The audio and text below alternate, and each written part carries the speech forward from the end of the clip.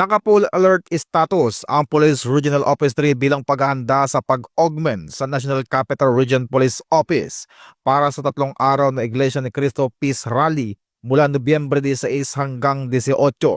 Nasa mahigit 2,000 PNP personnel ang ide-deploy para tiyakin ang seguridad at kaligtasan ng mga dadalo sa naturang pagtitipon.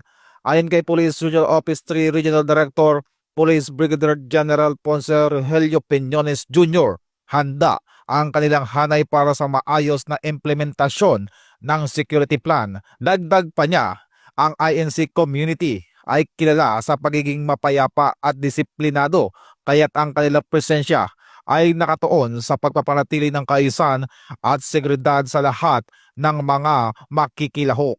Samantala, tiniyak naman ng Regional Mobile Force Battalion 3 at lahat ng PPOs, CPOs sa gitnang Luzon na handa silang magbigay ng suporta, katuwang ang NCRPO at iba pang partner agencies para sa isang matagumpay at mapayapang pagdaraos ng aktibidad.